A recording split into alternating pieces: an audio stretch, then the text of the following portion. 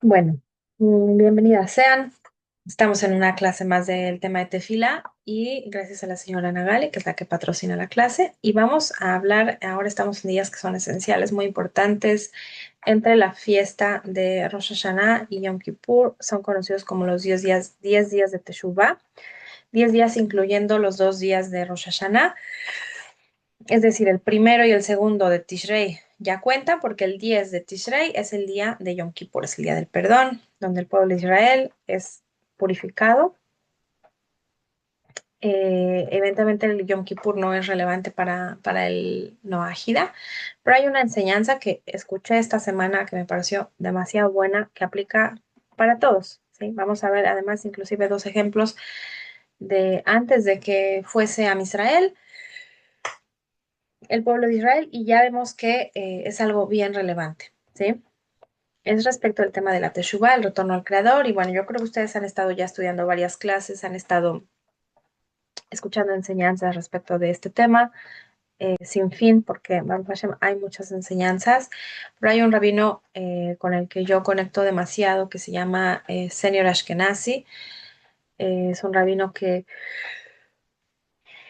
yo me sorprendo de que todos los días él tiene una clase nueva y a veces hasta me cuesta, digo, bueno, no alcancé todavía a escuchar la clase de ayer porque no me dio tiempo, no pude completarla y así voy detrás de él.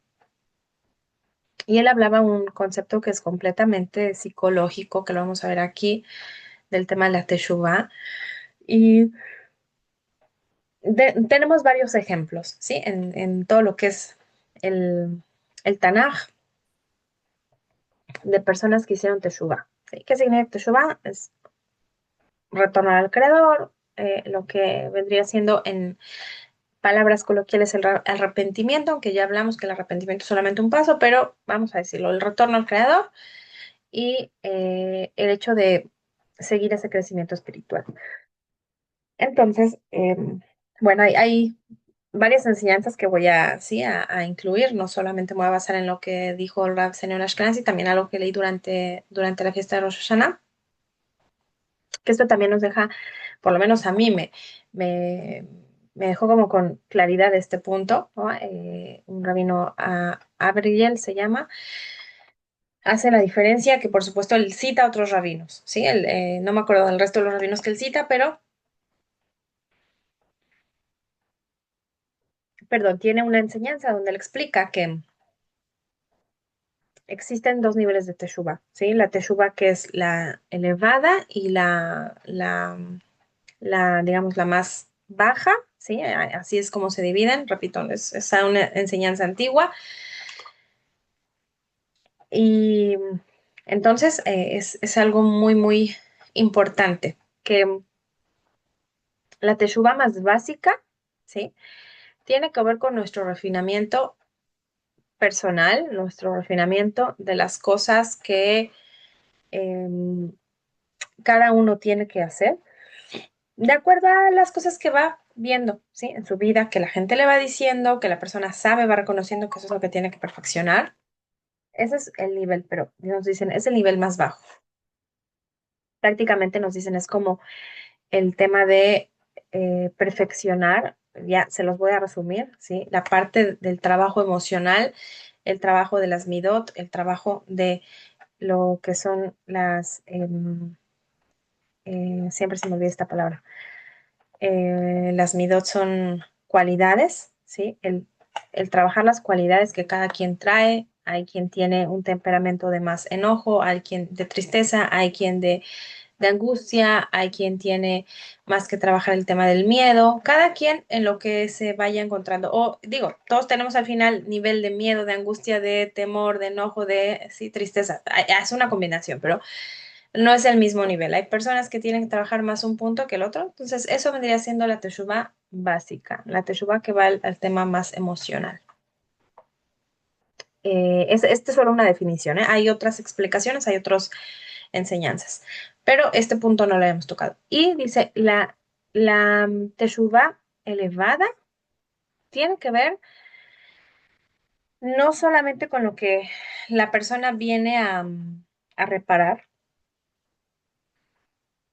no necesariamente tiene que ver con el tema de ese nivel que la persona viene, digamos, nos explican los sabios, sí, que es el alma cuando está en el mundo elevado, sí, el alma de cualquier persona viene ya con cierto trabajo que tiene que hacer y que tiene que reparar, y fue lo que yo recién dije, ¿sí? Que pueden aspectos un poco más, un poco menos. Y sin embargo, nos dicen los sabios, ¿para qué baja? O sea, si digamos, baja el alma, ¿sí? Y entonces va a trabajar ese punto, pero entonces finalmente es como si se quedara en el mismo punto, ¿no? O sea, trabajó eso, pero, ¿y entonces qué? Nos dicen, no, es que hay una teshuva que es más elevada y que realmente, digamos, es la razón más importante por la que el alma baja al mundo. Sí, para reparar esos puntos específicos a nivel de la emoción, pero nos dicen también, cuando esa alma estaba en el lugar más elevado, en el lugar que estaba, tenía que subir otro escalón más, ¿sí? En la conexión con el creador. Entonces vemos que son dos tipos de teshuva. Una es la parte más humana, digámoslo así, la parte más emocional, más cotidiana, ¿sí? Y la segunda teshuva, nos dicen, ya es una conexión profunda que implica conocimiento, que implica el aprendizaje de la Torah, o sea, es algo más conceptual, no es algo tan emocional, sino algo que ya es más profundo, más intelectual, ¿sí? Si lo dividimos, entonces nos dicen, el alma es como la parte más emocional y la segunda parte es el intelecto, ¿sí? Viene siendo esta parte más profunda, que es cuánto aprendizaje logra cada quien. Evidentemente, ellos lo conectan y nos dicen, para poder llegar a la segunda teshuva, a la teshuva elevada, primero hay que trabajar la teshuva básica, ¿sí? Que decíamos es el refinamiento de las características, pero cada quien tiene que día a día trabajar. Pero el trabajo no se queda ahí. Y por eso es que yo les dije, a mí me pareció muy, muy importante, porque a veces pensamos, bueno, tengo que refinar el enojo, tengo que refinar la tristeza, tengo que refinar la puntualidad, tengo que refinar las cosas sí que son más cotidianas, más humanas, pero no, nos dicen, eso es el primer eslabón. Una vez que tú ya refinaste eso, entonces puedes acceder a la teshuva elevada, ¿sí? Que la teshuva elevada es conectar con el creador, conectar con la Torah, con los conceptos importantes, pero esa teshuva se logra solamente habiendo pasado el primer escalón. Entonces, bueno, son dos cosas que van de la mano, que tampoco significa que si no empezamos una no podemos empezar con la otra, pero mientras más potente sea la primera, entonces la segunda también va a ser más potente.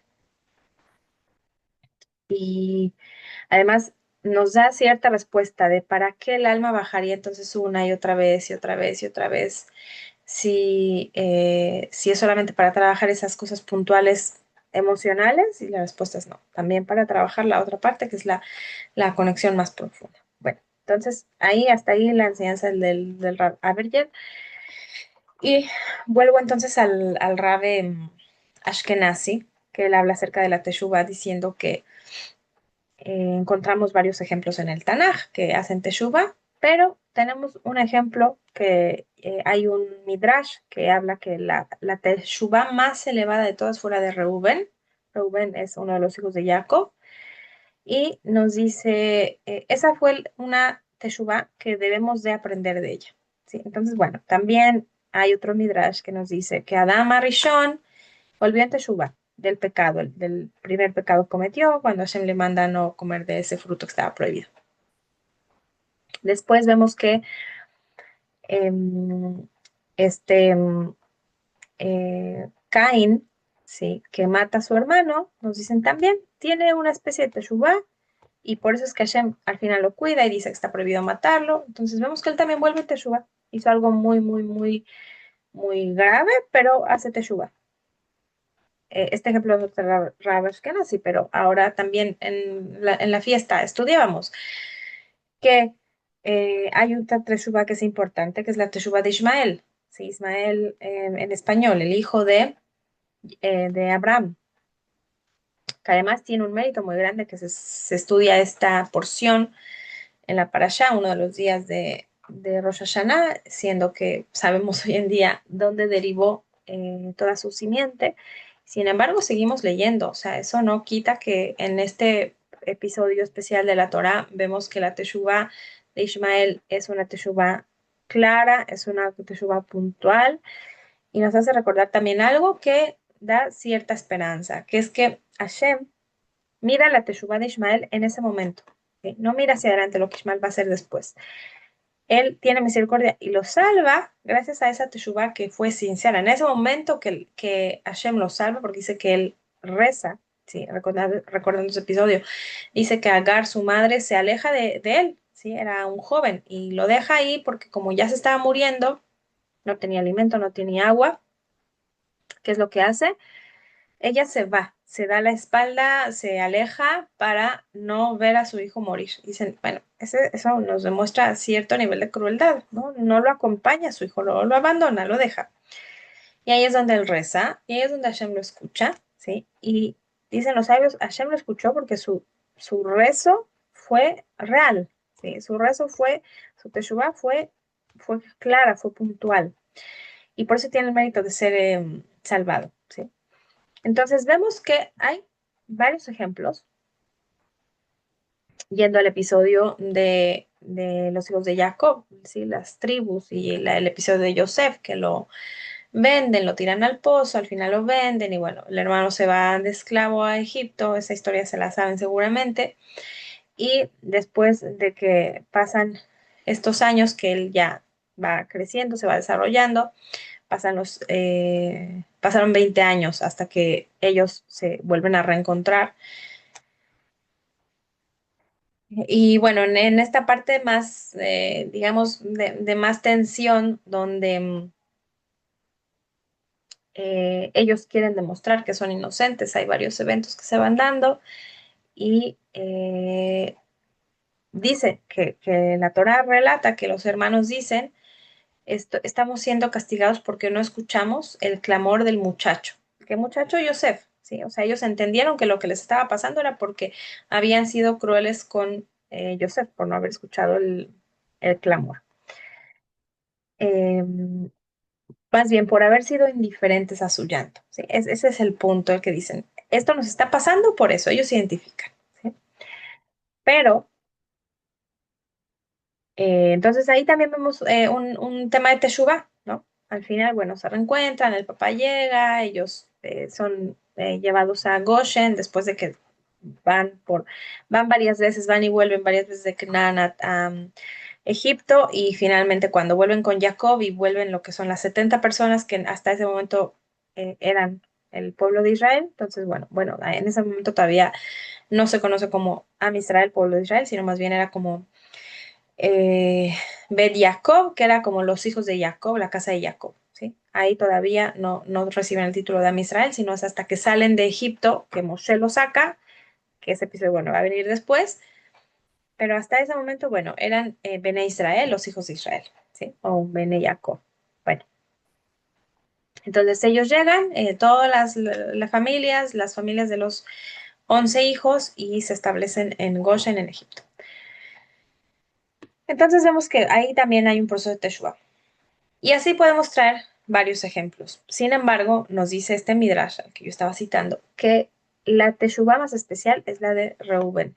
¿Sí? Reubén, uno de estos hijos de Jacob. Entonces podemos ver qué es lo que pasa en Reubén o qué pasa en el resto de las Teshuvot, que nos dice, bueno, el resto de Teshuvot no es tan elevada o no tiene tanta validez como esta especie de Teshuvah y que es al punto al que queremos llegar. Entonces nos vamos a la historia de Adán, cuando él vuelve en Teshuvah. ¿Qué es lo que pasa? Eh, en un lenguaje coloquial, sí, sería como lo que diríamos como que Hashem lo va a atrapar con las manos en la masa, ¿sí? O sea, él, Adán y Jabá se esconden, ¿sí? Y no solamente que se esconden, cuando Hashem le pregunta, ¿dónde estás? ¿Sí? Ayeka le pregunta en hebreo, ¿dónde estás? ¿Qué es lo que él dice? ¿Qué es lo que ellos dicen? Nos escondimos. ¿Por qué? Porque tuvimos el miedo de ti, porque estamos desnudos y tuvimos vergüenza. Ahí hay toda una clase completa que se puede hacer solo de esta frase.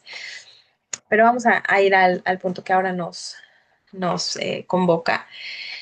Y es que vemos que cuando Hashem le dice, ¿qué pasó?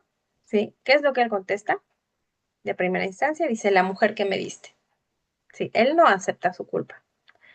Posteriormente lo hace Teshuvah, pero más bien su Teshuvah viene, está siendo eh, apuntalada por el hecho de que está siendo encontrado, ¿sí? En el momento del crimen. Y después Hashem le pregunta a Jabá, ¿qué pasó? ¿Sí? El hombre le echa la culpa a ella, entonces le pregunta a la mujer, ¿y la mujer qué dice? La serpiente. La serpiente me convenció, la serpiente fue la que me llevó a hacer esto. Entonces, sí, al final vuelven en Teshuvah y es importante. Pero nos dice el Rav Ashkenazi, su Teshuvah fue una Teshuvah que fue circunstancial, que Hashem es el que inicia el diálogo, Hashem es el que busca, Hashem es el que los encuentra en la situación esta, ¿sí? Embarazosa y entonces ellos confiesan al final su pecado. Vámonos a la situación con el caso de Caín y Abel, que Caín mata a su hermano Abel y entonces Hashem le pregunta, ¿sí? Hashem se dirige al hombre.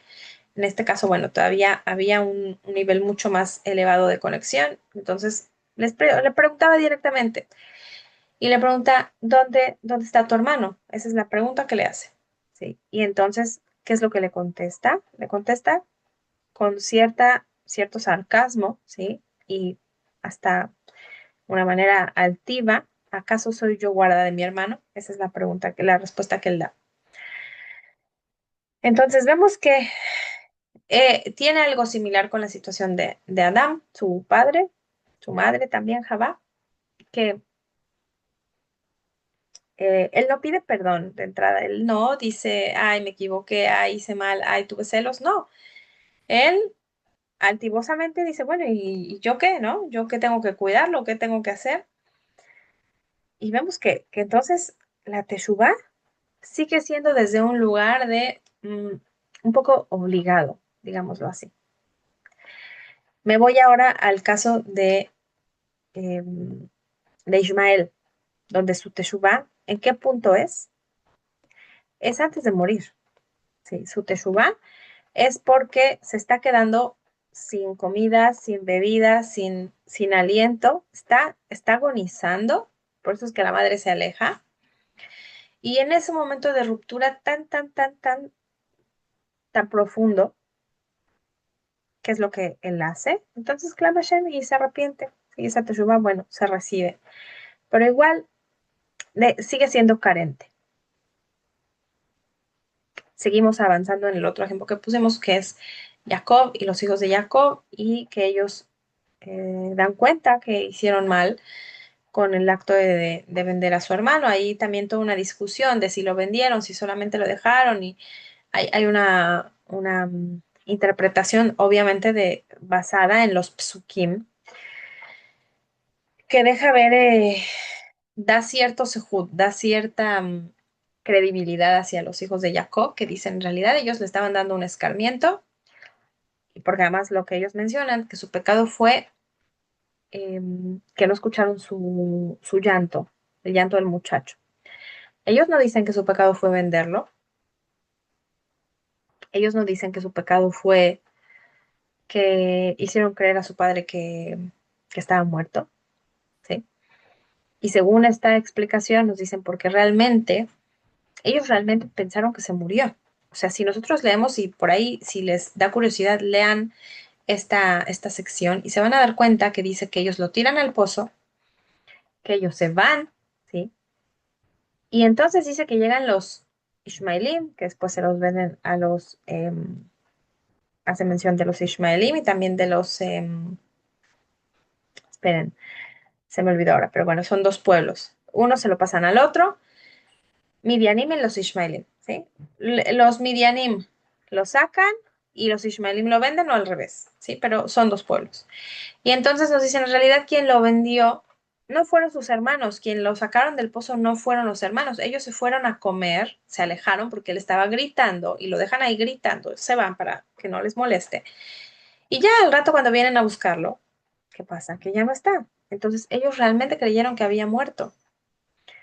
Cuando vienen ya no está y ahí es donde sale esta interpretación, este midrash que dice que los pozos, cuando dice que estaba vacío, que no tenía agua, se refiere a que no había agua, pero que había muchos animales que eran carroñeros y además venenosos. Eh, entonces, bueno, que sepan que es una interpretación basada en los psukim. Y entonces, por eso, cuando ellos hacen teshuvah, su teshuvah es sobre este punto, sobre el hecho de que lo tiraron al pozo y no respondieron a su llanto, porque ese fue su pecado, ¿sí? No, no venderlo y no darlo por muerto y no que lo mandaron lejos de su papá y no que, sino ese fue. Esa es una interpretación muy, muy aceptada y basada en los psukim. Está la otra parte que nos dice la versión que todas conocen, que ellos lo venden y que bueno, que al final agarran, ciertamente que agarran, porque por ahí dicen, bueno, y como no cuadra esta parte donde ellos agarran una fiera y ensangrentan las vestimentas de Yosef. Dicen, entonces, ¿para qué hicieron eso? Si ellos pensaron o sea, que solamente, más bien, lo que ellos intentan es, con este acto, es como comprobar que realmente fue un animal. Ellos creyeron que eso era lo que le había pasado y para que su padre quede tranquilo, entonces hacen cuadrar la versión que ellos tienen y entonces toman las vestimentas. No porque querían que su papá creyera una versión diferente a la que ya sabían, ellos sabían, sino que era la misma versión que ellos creían de lo que había pasado. Ellos no sabían que su hermano fue retirado del pozo, vendido y llevado como esclavo. Ellos se enteran realmente y por eso también es que les cuesta estando en Egipto. Las veces que van, les cuesta descubrir que es su hermano, porque ellos realmente lo creían muerto. Bueno, y sin embargo, decimos en este punto de la Teshuvah, ellos dicen, nos está pasando esto porque no acudimos al llanto del muchacho. Algo similar, ¿sí? Y sin embargo, al punto que queremos llegar y el punto clave y que es fundamental es sobre Rubén, que dijimos que este Midrash del que estamos hablando dice que la Teshuvah de Rubén fue la más elevada de todos. Entonces, ¿qué pasa con Rubén? Sí. Y nos dicen los sabios que Reuben no se excusa, ¿sí? No culpa a alguien más. No dice, en el caso viendo hacia atrás, Adán que culpó a Jabá culpó a la serpiente.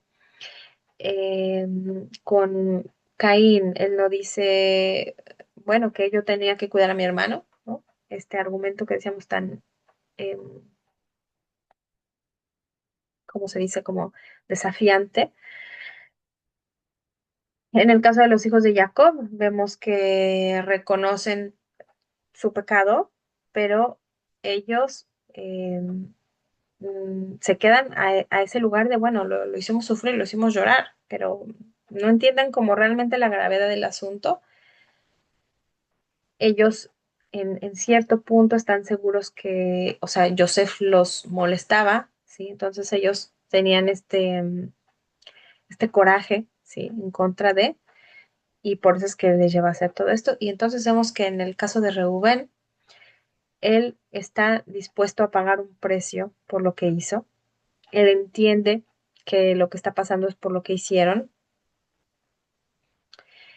y él no echa culpas, él no pregunta, él no se quita la responsabilidad. Y este es el punto que el Rav Ashkenazi nos lleva en esta clase y nos dice, la teshuva real, al punto al que nos lleva, es que no culpamos al otro. Sí, no decimos el otro me hizo enojar, el otro me engañó, el otro me lastimó, el otro me dijo, sí, o es que fulano, es que me pasó, es que ¿no? Y los argumentos que cada quien tiene, que, a ver, aquí me detengo un poco, digo, ciertamente la realidad de cada uno es una realidad muy compleja, con situaciones que desencadenan emociones, con situaciones que llevan a la persona a sentir cosas, a experimentar, a luchar, a tener todo tipo de batallas internas. Y eso es válido, la Torah no lo va a desalentar ni lo va a anular.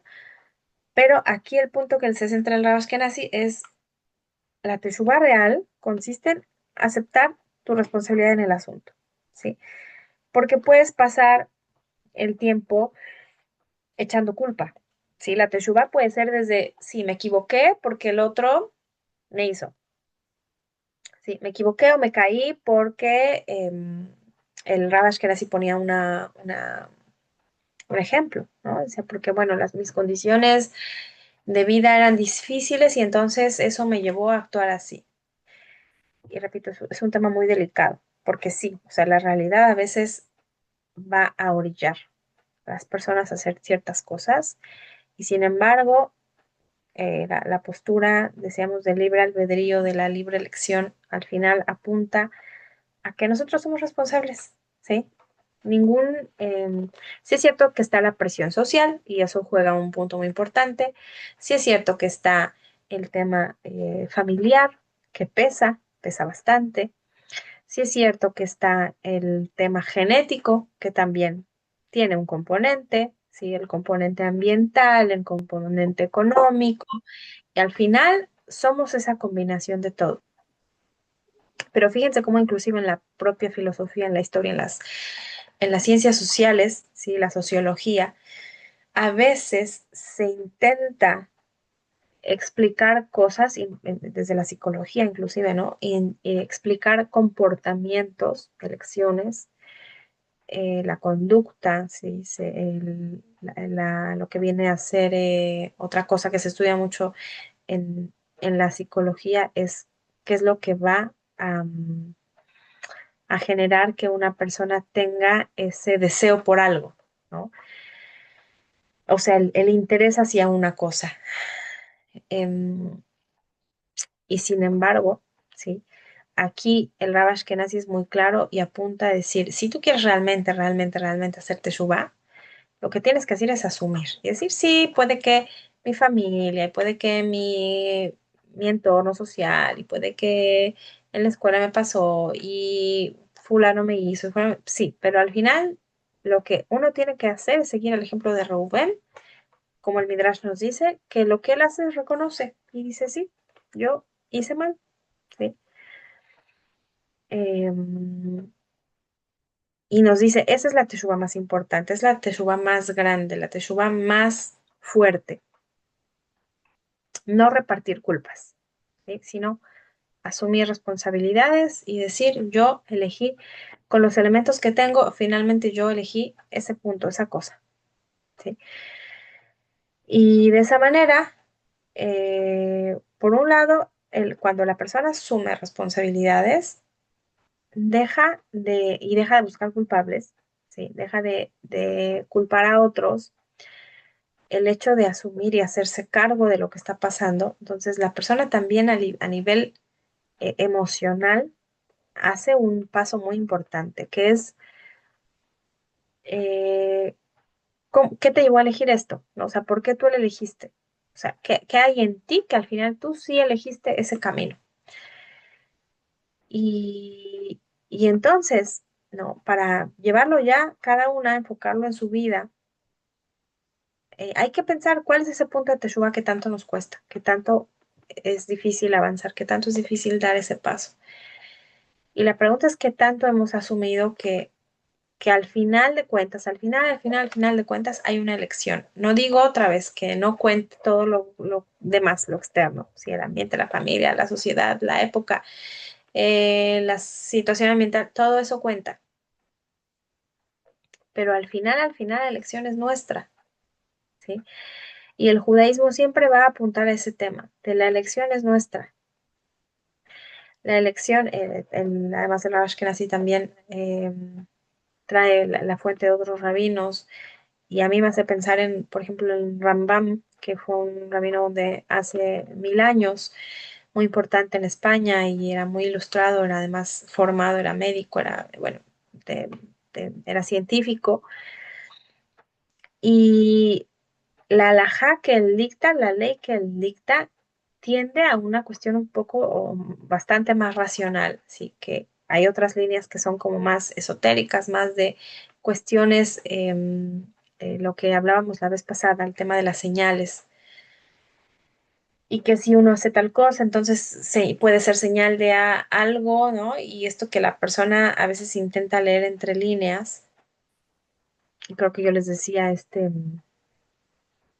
anécdota que van con el Revi y que un poco a manera de chiste, ¿sí? El final de la historia, cuando llega una persona que el Revi repartía dólares, ¿sí? Cada persona que iba y le visitaba daba un dólar y luego daba otro dólar a otra persona y así todas las personas que llegaban recibían un dólar de la mano del Rab. Y entonces una persona va con él y le dice, Rebe, usted me dio un dólar hace tanto tiempo y yo lo tenía en mi casa y me lo robaron. ¿Será que quiere decir que es una mala señal de que algo malo me va a pasar? Y el Rebe le contesta y le dice, bueno, seguramente es señal de que cuando sales de tu casa tienes que echar llave, ¿sí? Tienes que cerrar con llave. O sea, fíjense cómo a veces queremos interpretar el mundo o queremos encontrar respuestas en agentes externos, ¿sí? Quizá por ejemplo, me hace pensar, ¿no? En el cristianismo, el pensar como que hay una fuerza maligna externa que viene y me tienta, ¿no? Entonces no soy yo, es que esa fuerza viene y me tienta. Y lamentablemente hay personas que también, empezando en el monoteísmo, un poco como que lo asocian con el tema de Yetzer Hará, ¿no? Entonces es que me pudo más el Yetzer Hará, o es que el Yetzer Hará me atrajo mucho, ¿no? Como si fuese una entidad, como si fuese algo, un agente, un ser. No, no, el Yetzer Hará es ese deseo que cada persona tiene. Hay cosas que deseamos que nos lleven al bien, que nos construyan. Hay cosas que deseamos que no necesariamente son para bien. Pero al final ambos son deseo. Deseo propio, sí, deseo interno. Eh, y todos, en el momento que llegamos a un nivel de conciencia, de empezar a identificar, hay algo que es bueno y hay algo que es malo, entonces empieza a haber ese deseo y también ese dilema de qué elijo. Por ejemplo, en los niños también es muy claro. ¿Sí? Cuando los niños hacen cosas completamente de manera, hay cosas que lo van a hacer instintivamente, no que los adultos no lo hagan también instintivamente, pero digo, hay un punto donde los niños lo hacen solamente por mero placer, diversión, instinto y no hay culpa. ¿Sí? La culpa es algo que se empieza a desarrollar, es algo que se instaura, esto también lo hablamos en otra clase, se los explicaba más desde la parte psicológica, pero es algo que se instaura, es algo que se construye, no se nace con culpa. Y en realidad es un paso positivo que después también hay que trabajarlo para que la culpa no coma y la culpa no haga que la persona se hunda y la persona se quede estancada. Pero,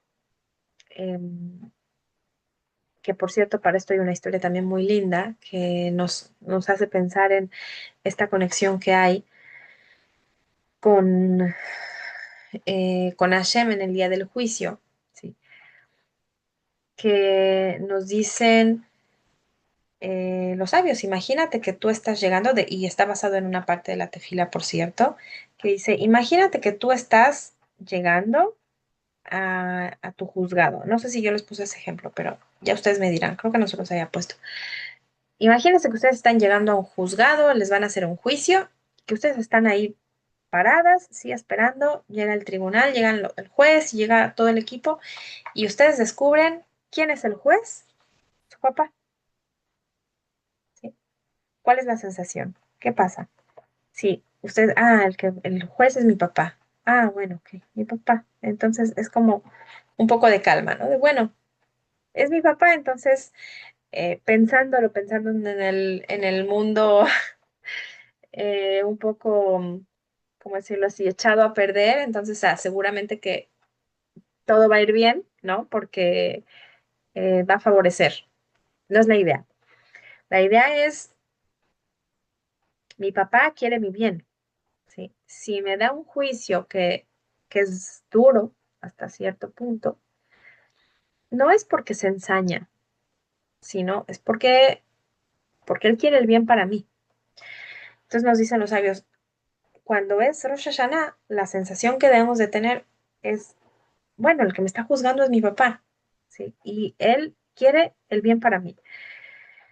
¿Se acuerdan que hablábamos la vez pasada de esta combinación de entretener temor y entretener alegría? ¿Sí? Es hacer esa combinación, el uso de ambas partes. Y decía yo que está basado en una parte de la tefila, porque dice, eh, si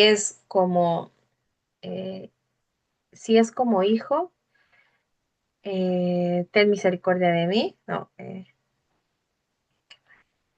dice, si es, tú me estás juzgando ahora, si es o como hijo o como esclavo, ¿sí?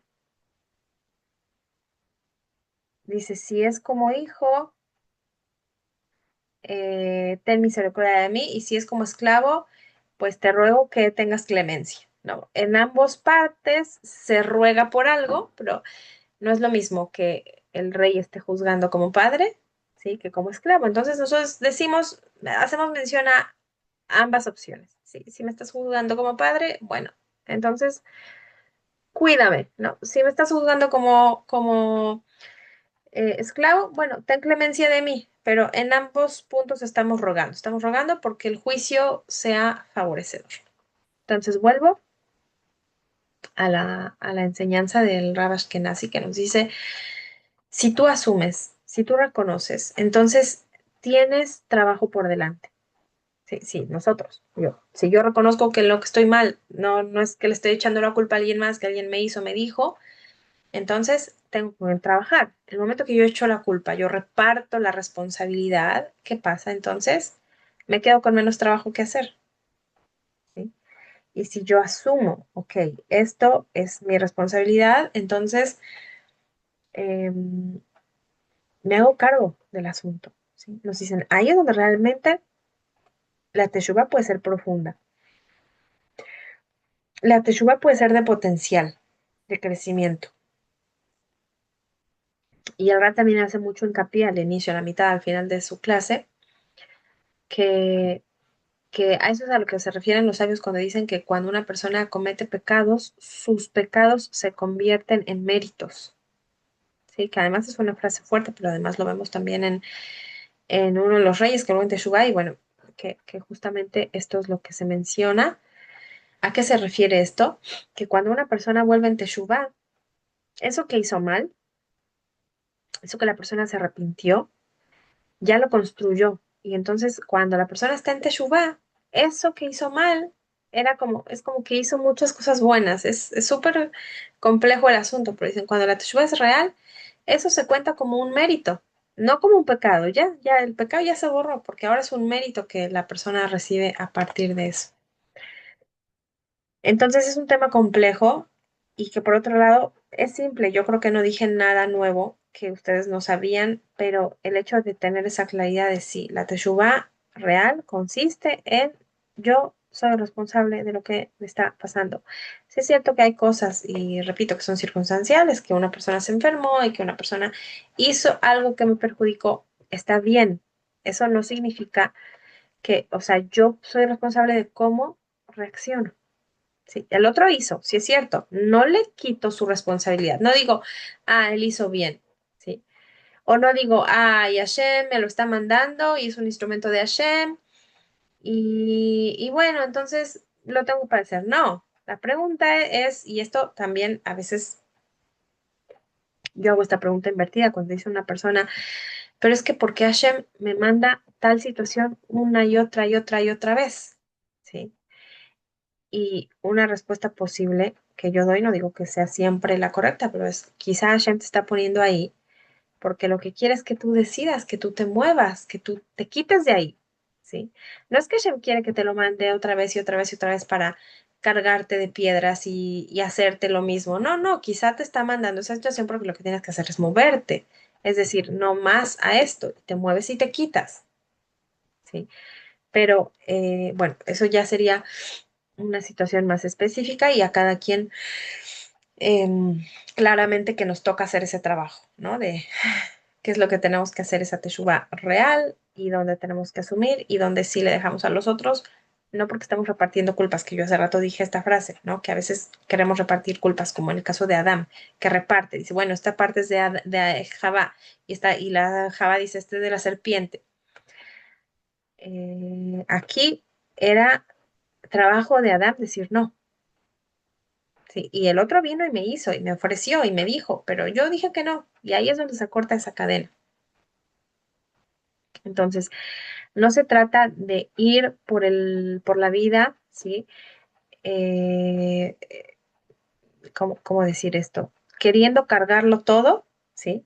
Y cargar la responsabilidad de todos. Al contrario, es decir, él me ofreció, él tiene cosas que trabajar, pero yo, por mi parte, asumo lo que es mío, hago mi propio trabajo y ya, que el resto se encargue de su trabajo, ¿sí? Entonces, de esta manera nos dicen los sabios que la teshuvá real, la que es escuchada de lo profundo, es esa teshuvá que apunta al hecho de qué tanto yo asumo. El, el Rab también puso un ejemplo, que hay una parte que se llama el vidú y que es la confesión, donde dice todas las posibilidades de pecados, y lo dicen en plural, ¿sí? Robamos, matamos, hicimos, o sea, todo en plural. Y entonces el Rab decía una explicación que no es la explicación oficial, pero él lo decía tratando de explicar este punto. Dice, ¿por qué lo decimos en plural? Dice, porque a veces la persona no es capaz de reconocerlo en singular. Robé, hice, dije, ¿sí? Entonces, para que sea un poco más fácil, entonces en plural. Hicimos, dijimos, pero en realidad lo que tendría que estar haciendo es de manera singular. Hay otra explicación que dice, bueno, es que estamos incluyendo a todo Israel y estamos pidiendo por todo Israel y por eso es en plural, pero según esta explicación es, a veces cuesta decir, sí, yo hice, yo me equivoqué en este punto, ¿no? Y bueno, ese es el punto a trabajar. Espero que haya sido claro. Ahora nos quedan 12 minutos. Si alguna quiere comentar, preguntar, intervenir, y ya saben que es tiempo de ustedes. Y bueno, adelante. Adelante, señora Alicia. Sí, buenas tardes, Ronnie. Qué lindo verla. Em, fuera de todo lo que uno escucha en las clases, lo más lindo es saber que ya nosotros no somos como aquella persona de antes de que creyó que todo estaba resuelto, de que alguien hizo todo por uno. Ya es una conciencia de no solo saber, sí, mi papá es el que me juzga, pero cuando mi papá es severo, que yo conozco, si mi papá es severo, sé que no me va a ir muy bien de acuerdo a lo que yo haya hecho. O sea, que va a ser severo, aunque sea su hijo. Entonces, eso nos lleva a una conciencia de, ok, sé que es mi papá el que me va a juzgar, entonces ando con medida para que no sea tan severo conmigo.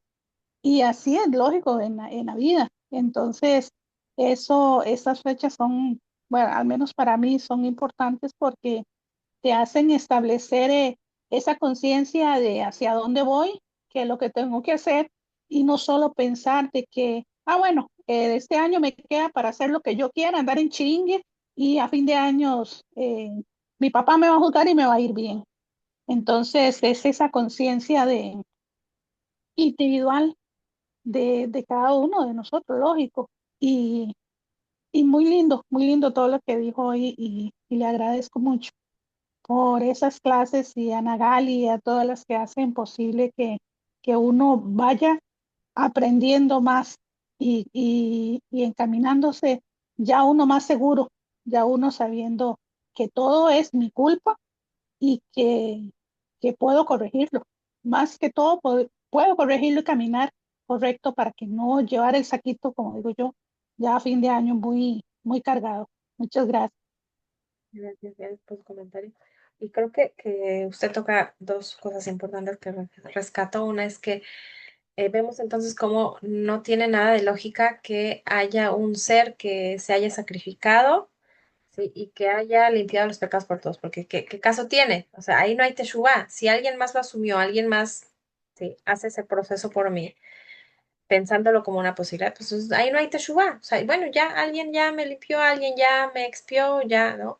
Que es muy diferente al tema de los corbanos que había en el templo, que la persona tenía que pagar, tenía que invertir, era su animalito que lo había crecido, que lo había comprado, que le había costado dinero, que sabemos que un cordero no es algo barato, ¿sí? Nunca lo fue, tampoco en la época que existía el templo. La gente vivía una vida sencilla, que comía cosas del campo, no era que tenían un cordero ahora para, ok, ya, me equivoco y bueno, no pasa nada, llevo el cordero. No, era algo que dolía, que además dicen los sabios. No era en sí el cordero, sino era ese proceso que llevaba a la persona a hacer teshuvá, el hecho de tener que desprenderse económicamente, tener que ir al templo, ir a invertir tiempo, y era ver morir a un animal, ¿sí? Y ahí la persona, dice, le tocaba una fibra del corazón, decir, yo, por mí está pasando esto, ¿sí? Es asumir justamente esa culpa, pero, pero nuevamente, y recalco esto, para que no nos vayamos a llevar entonces el mensaje de que cada quien se va a ir cargando toda, ¿sí? La maleta, a ver qué pasa, que cuando convivimos con alguien, sí que hay situaciones donde, a ver, esto es la parte que le corresponde a él y esto es lo que me corresponde a mí, esto es lo que le corresponde a ella y esto es lo que me corresponde a mí. Y creo que también el hecho de asumir, cuando asumimos justamente es mi responsabilidad, eso también quita la carga que no es nuestra responsabilidad, ¿sí? Yo fui responsable de que me enojé en tal punto, pero yo no soy responsable de que la otra persona hizo X punto. Entonces, queda claro, esto sí es mi responsabilidad, esto no. Cuando la persona no tiene esa claridad, entonces asume cosas que no le corresponden y se quita cosas que sí le corresponden. Entonces, también por eso esta claridad es buena, es bueno trabajarla. ¿En qué yo me equivoqué? Porque entonces nos quita cosas que no tenemos que cargar gratis y nos hace asumir lo que sí es realmente nuestro material de trabajo. Así que gracias por su comentario, señora Alice. Adelante, señora Nagari. Gracias, Mora. Algo que me hizo reflexionar sobre esta parte, ¿no? De que a veces es difícil tomar decisiones que van a marcar nuestra vida completamente y a veces es fácil irse por el camino más fácil porque es cómodo. A veces es difícil tomar decisiones que van a cambiar y van a modificar todo. Y es ahí donde en lo personal me llego a equivocar, ¿no? Porque es más fácil irse por lo cómodo. Entonces, hay veces que me pongo a, ¿cómo se puede decir? A quejarme, entre comillas, a estar viendo lo que está pasando, pero no a interiorizar qué es lo que yo debo de mover, qué es lo que me toca a mí. Porque, pues, es eso, ¿no? La facilidad y la comodidad. Si doy este paso, voy a quitarme esa comodidad o esa parte que a mí me toca, entonces es mejor estarse quejando o estar agarrando cargas que no nos pertenecen, como ahorita usted lo acaba de mencionar. Muchas gracias, Mora, y algo muy importante para ¿cómo se puede decir? Esta festividad que viene de interiorizar de qué es en realidad el perdón, ¿no? ¿Qué es en realidad lo que nos toca trabajar a profundidad a nosotros mismos, a cada uno como individuo? Y también es el perdón personal en ese caso, ¿no? Hay mucha gente que carga mucha culpa y que no se ha perdonado de cosas que ha cometido. Y por eso también traje a colación esta historia de que, bueno, que te está juzgando es tu papá, no es un juicio severo, sino es un juicio desde el cariño, ¿no? Entonces, esta también es una frase bueno, es también coloquial, pero también los sabios la usan y nos dicen que a veces el juez más duro con nosotros somos nosotros mismos, ¿no? Entonces, la pregunta es dónde estamos colocados, si es que nos juzgamos severamente, pero al final no terminamos haciendo ese trabajo, o,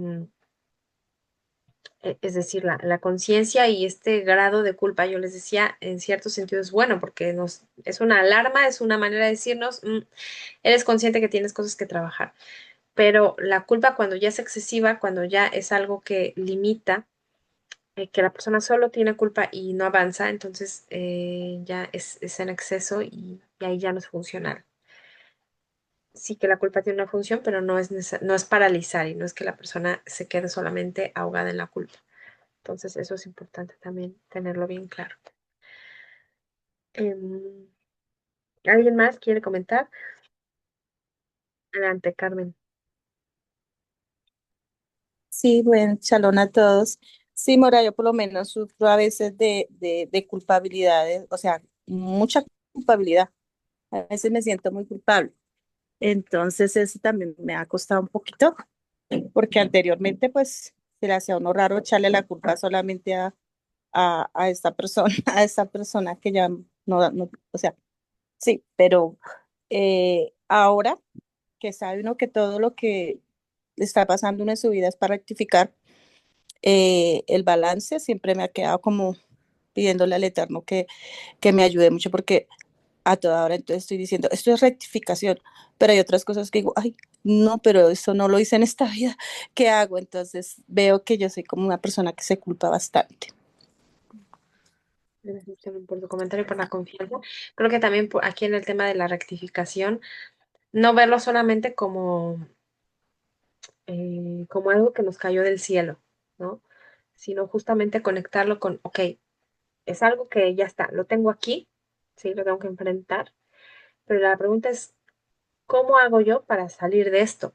¿No? Que sí, finalmente, bueno, hay cosas que no elegimos, evidentemente hay muchas cosas que no las elegimos, pero la persona elige cómo atravesar eso, la persona elige cómo atravesar esa, Dios no quiera, enfermedad, prueba, situación, duelo, ¿no? Entonces ahí es donde sí elegimos. No elegimos nuestra realidad, porque hay cosas que no vamos a elegir, pero sí elegimos cómo estar en esa realidad, cómo nos posicionamos, cómo salimos adelante, cómo lo enfrentamos, sí, lo llevamos a cabo. Y respecto al tema de la culpa, sí, es algo que culturalmente, socialmente, desde una visión judeocristiana, una cultura judeocristiana, que es todo lo que hay en Latinoamérica, la culpa es un instrumento que se usa mucho y es algo que en familias, en gente inclusive que no fuese religiosa, pero a nivel familiar es algo que se impone mucho, ¿sí? Y que es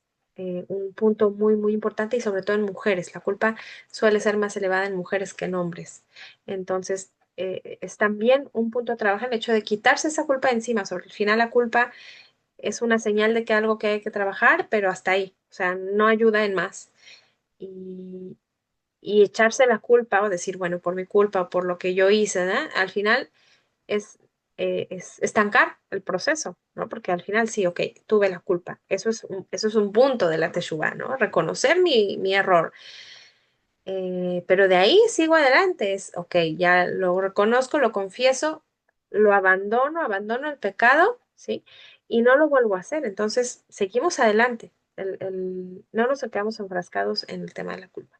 Que ahí también habría que ver una parte como más, digo, si es algo que otras están pasando, también tiene que ver con una cuestión del carácter, o sea, de algo más de la personalidad de la persona. Entonces, no es fácil, sí, no es fácil trabajarlo. Pero bueno, gracias, Carmen, por su comentario. No es fácil, pero no No, es imposible. De acuerdo. muchas gracias.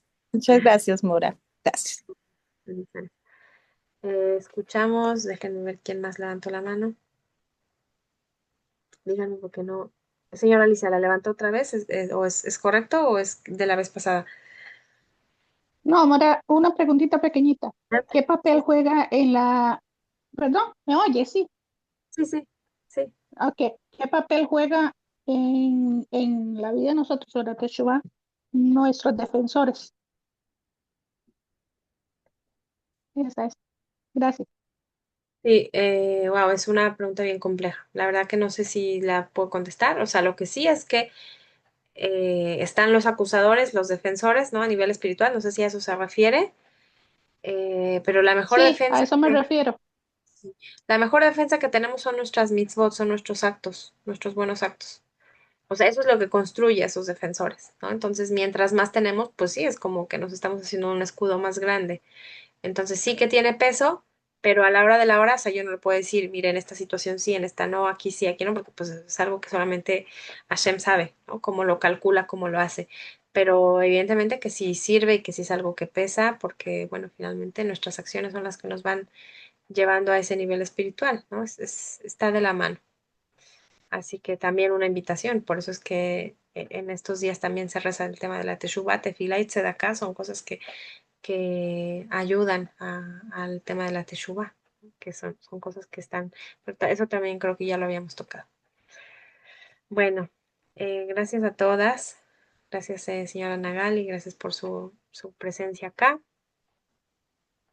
Y bueno, con la ayuda del Eterno nos encontramos la siguiente semana, que tengan al inicio les cuento un poco, ¿no? El coloquialmente siempre se dice Shana Tova, pero la gente que tiene más refinados los conceptos antes del inicio de la fiesta dice Hatima Tova, ¿sí? Ktav y Hatima Tova, que es que seas escrito, que seas sellado para la vida. Y ya después de que pasó Rosh Hashanah, se dice Gmar Hatima Tova, o sea, que tengas un final como de de un buen sello. Es como que se cambia un poquito la frase. Pero bueno, solo les cuento para que lo sepan, que se dice un poco diferente después de Rosh Hashanah. Entonces, deseo que todas tengan bendición, Amén. y selladas y firmadas y escritas en el libro de la vida, la bendición, la salud y todo lo mejor. ¿Sí? Amén. Gracias, Igual para Mora. usted, Gracias a Vane. todas por acompañarnos.